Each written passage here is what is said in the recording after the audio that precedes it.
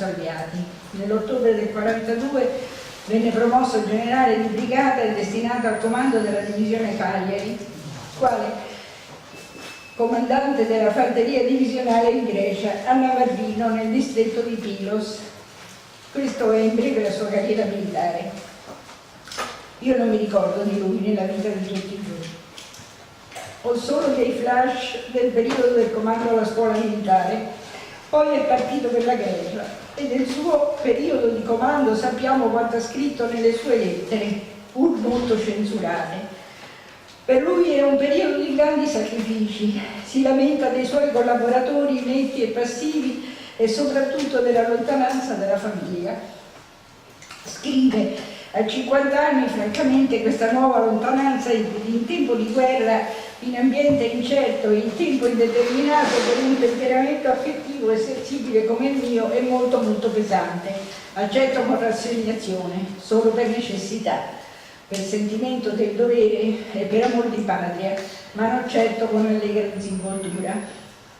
Non riesce a trattenere la pietà verso i soldati che chiama poveri ragazzi, mentre il suo lavoro di ufficio viene descritto nei termini di quanta carta inutile e quante stupidaggini. Il 30 agosto 1943 viene a Roma in licenza. Il 7 settembre mattina, quando l'armistizio era già stato firmato, anche se non ne avevano ancora dato notizie ai suoi colleghi al Ministero della Guerra che gli avevano suggerito di non ripartire, papà rispose che non poteva abbandonare i suoi soldati.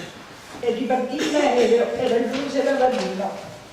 Lasciò però a Roma il suo diario del periodo appena trascorso e nell'ultima pagina ha come una premonizione di quello che accadrà. Questi miei ricordi vivissimi dei mesi di Grecia rifletto che non mi convenga confidare ciò che penso e sento ancora ad un altro quaderno. Potrebbe essere pericoloso se un giorno cadesse in mano a un amico. Questo lo manderò alla mia Anna perché lo custodisca fino al mio ritorno, se Dio vorrà che un giorno io ritorni. Io resterò qui a fare il mio dovere, ma senza più confidare ad alcuno l'animo mio. Non sappiamo niente del suo arresto. Abbiamo saputo solo che è stato portato ad Atene, da dove, mentendo, gli dicono che partirà diretto in Italia. Invece scrive: sono arrivato qui il 28 settembre. Dopo 8 giorni e 8 notti di viaggio. Qui è il campo di concentramento di Schocken, Oflag 64Z, attuale Skokie in Polonia, dove sono internati generali e ammiragli catturati dai tedeschi. Questo campo, ricavato da un ex collegio di collegiali del 1912, è costituito da varie palazzine, discrete nella loro architettura esterna, ma i cui interni sono invece piuttosto squallidi. Un grande cortile, dove con qualunque tempo si procede 2 volte al giorno ad interminabili appelli. È ben noto che nei lager si moriva letteralmente di fame. Nel diario di un ammiraglio rinchiuso nello stesso lager, Emilio Brenta, viene descritto accuratamente la modesta razione che veniva formata dalla Verna. Basti dire che mio padre, che all'inizio della prigionia pesava 91 kg, era alto quasi 2 metri, quando lascerà il campo per l'ultima marcia della morte ne peserà 60. Poi il freddo della Polonia, che è crudo, pungente, per chi come mio padre era equipaggiato per la Grecia. In una lettera che scrive che gli hanno sequestrato anche l'impermeabile perché secondo loro è un indumento che i prigionieri non devono avere. Ai generali internati era concesso scrivere 5 lettere e 5 cartoline al mese su moduli forniti dalla Kommandantur, proibizioni di scrivere ad enti, ad autorità diplomatiche e consolari e autorità governative. Ho trascritto nel libro dedicato a mio padre tutte le sue lettere accuratamente conservate a suo tempo da mia madre. Era concesso anche di inviare mensilmente 2 moduli per ricevere pacchi. Mia madre li ha sempre utilizzati. Ricordo con una certa commozione la confezione di questi pacchi, che non era affatto semplice. Prima di tutto bisognava trovare il cibo da inviare, cosa non facile dato che anche a Roma si faceva la fame. E poi anche la scelta era ardua, dovevano essere alimenti che duravano nel tempo considerato il lungo viaggio che dovevano affrontare, che non dovevano essere ingombranti e pesanti, dato che il pacco non poteva pesare più di 5 kg. E poi il contenuto doveva essere sistemato in cassette di legno oppure di cartone molto pesante, che a sua volta doveva essere ricoperto da un pezzo di tela bianca sulla quale doveva essere scritto l'indirizzo del lager su tutti i lati. La cosa più importante per i prigionieri era sia non cedere ai continui incitamenti da parte di varie autorità italiane e tedesche ad aderire alla Repubblica di Salò, sia non lasciarsi andare. Lasciarsi andare in effetti significava morire. Nelle lettere spesso mio padre, per esempio, chiese del lucido da scarpe, lucido che avrebbe preso il posto di un qualche alimento. Quindi la dignità della divisa che indossava valeva quanto la fame che doveva sopportare. Oltre alle lettere, mio padre scriveva, e questa volta senza censura, su di un'Argentina, scrisse pensieri, sentimenti, situazione. Alla data del 31 dicembre 1944 scrisse qualcosa che alla luce degli avvenimenti successivi assume il valore di un testamento spirituale. Il mio cuore è lontano e vola giù nella mia Italia, laddove i cuori pulsano per me. Dio benedica la mia Anna, il nostro Paolo, la nostra Maria. Nella baracca dei soldati hanno organizzato una festa. Poveri ragazzi, sono allegri e chiassosi. Hanno 20 anni almeno al di sotto di me. Pregherò un poco, grande conforto. Fra poco inizierà il 1945, anno che con tutto l'anima invoco da Dio sia quello della pace, quella pace che consentirà di ritornare. Continue alternanze, speranze, illusioni, disillusioni, una guerra crudele. Roma e soprattutto il mio no. No a lasciarsi andare, no all'aderire alla Repubblica di Salò. Da notare che in tutti i suoi scritti non c'è mai una parola di risentimento o di odio per i suoi carcerieri. Crede fermamente in Dio e invita mia madre a fare altrettanto, incoraggiandola continuamente. Alla fine del 1944 scrive: certo il timore di passare in queste umilianti condizioni di internati un nuovo inverno polacco è grave, ma è altrettanto certo che non per questo potrei cambiare idee e sentimenti. Il suo no è più fermo che mai. Il 12 gennaio 1945 i sovietici attaccano sulla Vistola e i tedeschi sono costretti a indietreggiare. Il 20 arriva l'ordine di evacuare il campo di Schokke per quello di Luckenwald, a sud di Berlino. Gli internati sono avviati a piedi verso occidente. Si profila un'altra marcia della morte. La distanza da coprire è di varie centinaia di chilometri.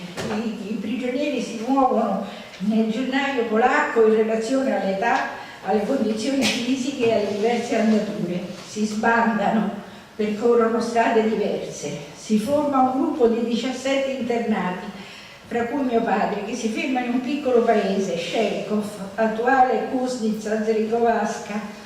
Per sfuggire al freddo e rifocellarsi entrano in una taverna, dove sono visti da un ufficiale della Luftwaffe, Otto Ois. Il giorno dopo, all'alba, una pattuglia di SS che tornava dal fronte, ormai vicinissimo, viene guidata dal sottufficiale nella stalla dove dormivano i 17 ufficiali. Vengono messi in marcia di nuovo, 2 o 3 SS e un generale in fila.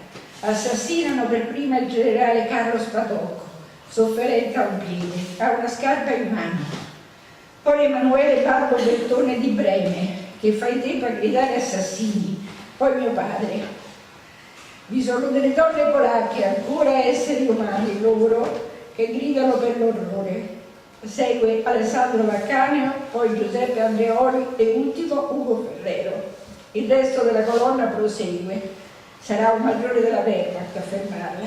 Tutti i generali vengono messi al muro. Uno di loro, il generale Giuseppe Pagliano, mi racconterà che in quel momento supremo, quando credeva che di lì a poco sarebbe stato fucilato, era riuscito a pensare che non poteva morire come un commesso viaggiatore e ha lanciato dietro di sé la valigetta con le sue poche cose. Non moriranno, saranno condotti in un altro lager in condizioni penose.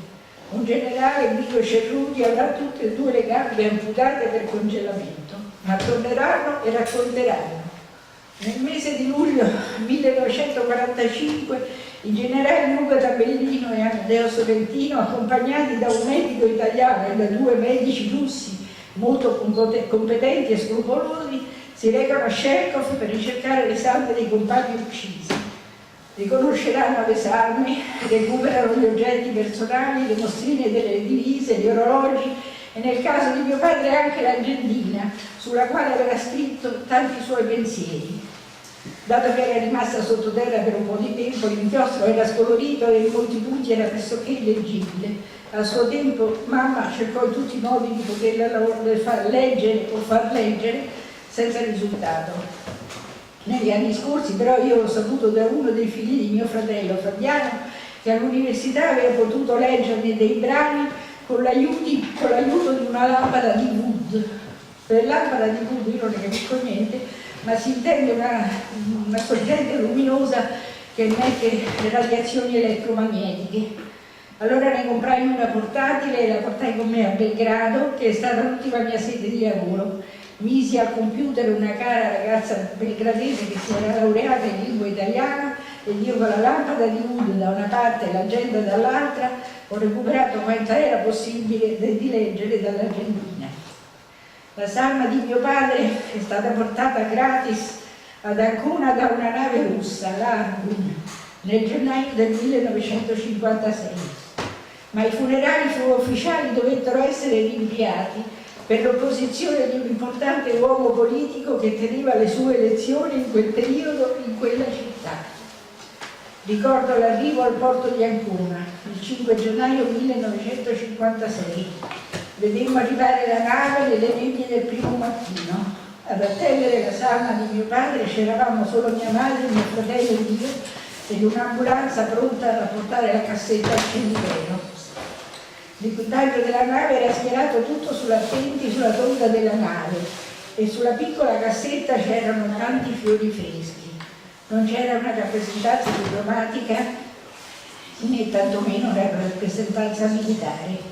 Mia madre si sentì il dovere di portare dei fiori al amore del capitano che viaggiava con lui in ringraziamento per la sua generosa disponibilità. La cassetta fu deposta nella camera mortuaria del cimitero e solo dopo 3 mesi circa avevamo la possibilità di celebrare il funerale ufficialmente. La storia di mio padre finisce qui. Ne comincia un'altra, la mia. Il mio incontro con Simon Wiesenthal, la ricerca dell'assassino e l'istituzione di un processo a Mannheim contro Otto Lois, che ovviamente non ha avuto nessun risultato. Un giorno nel 1973 lessi sul quotidiano La Stampa che Simon Wiesenthal era andato a tenere una conferenza a Torino. Durante questa conferenza una signora gli si avvicinò e gli chiese se si occupava solo di crimini tedeschi contro gli ebrei o di crimini tedeschi in genere. Wiesenthal le rispose che si occupava di tutti i crimini. Allora la signora gli chiese cosa sapesse di Cefalonia. Wiesenthal le rispose che ne sapeva poco o niente. Lo Stato italiano non aveva mai presentato nessuna denuncia in proposito. Rimase sconcertata e scrisse una lettera a Wiesenthal raccontandogli dell'eccidio dei generali. Mi rispose che non lo conosceva e che si sarebbe informato. Passò 1 anno circa. Poi Wiesenthal mi scrisse dicendomi che aveva trovato il luogo e aveva anche rintracciato un testimone oculare. Partì per la Polonia, da sola. Ero stata presentata all'ambasciatore d'Italia a Varsavia, Mario Mondello, da un mio cugino ambasciatore a sua volta, Massimo Casilli d'Aragona, e in ambasciata fui presentata all'addetto militare, di cui non ricordo il nome, che in pratica non mi fu di nessun aiuto.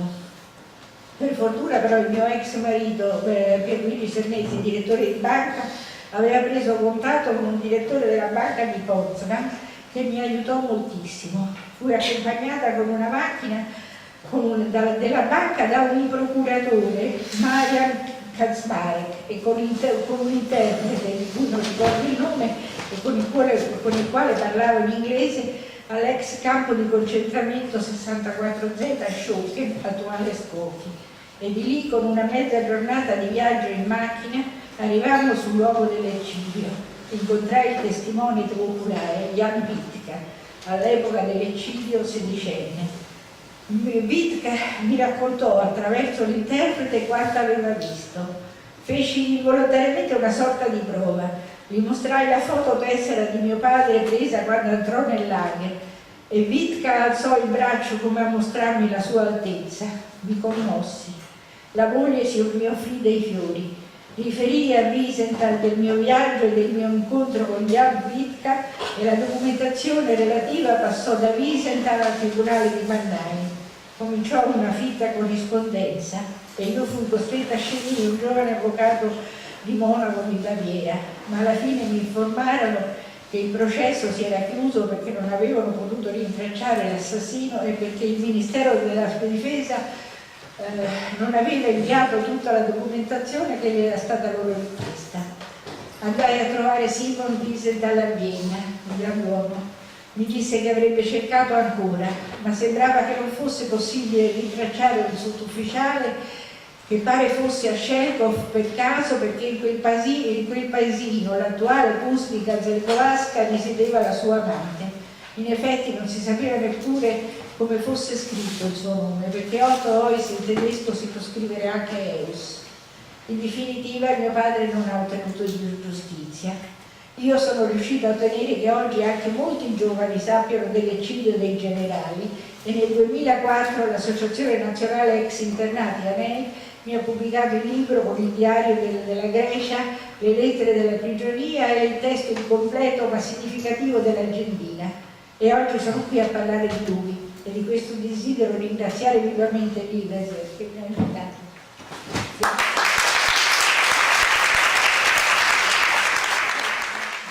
Direi verso il terzo e ultimo intervento, che appunto è dedicato alla memoria tra le mura familiari, ed è un po' la storia di Carlo Volpin, che è il presidente della sezione della revisione acqui di Padova e Venezia. Anche il suo padre è caduto, è scomparso a Cefalonia.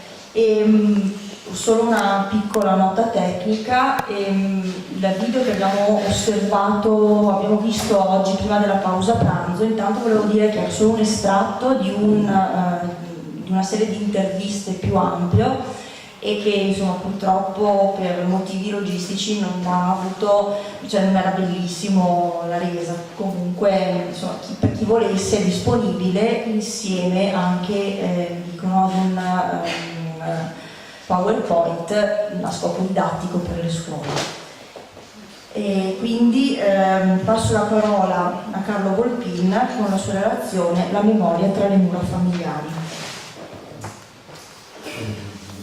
Grazie. Come vedete, parlare della propria memoria personale di un fatto così intenso ha una fortissima carica emotiva, e quindi anch'io ho scritto un testo e vediamo come va. Ritrovare i fili della memoria che ho vissuto e vivo tra le mura familiari, il titolo dell'intervento in fotodato, è evidentemente un'operazione del tutto personale, che spero possa porre interrogativi, in particolare agli storici, ma anche a quei familiari che continuano a vivere un dolore tutto personale e non risolto, ma soprattutto ai più giovani, per i quali questo dolore è ormai un racconto di anziani. Per alcuni giovani è una pagina significativa della nostra storia, per i più è un film o una fiction televisiva interpretata da famosi attori.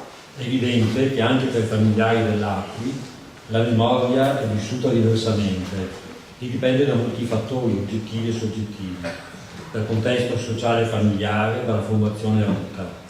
Diverso è se si è conosciuto il fratello o il padre, se questi è tornato o no, quali erano i ruoli. Per me, ad esempio, è stato determinante di essere nato negli stessi giorni in cui si combatteva, che mio padre non ha mai saputo della mia nascita e che in ogni sua lettera alla moglie parlasse di me.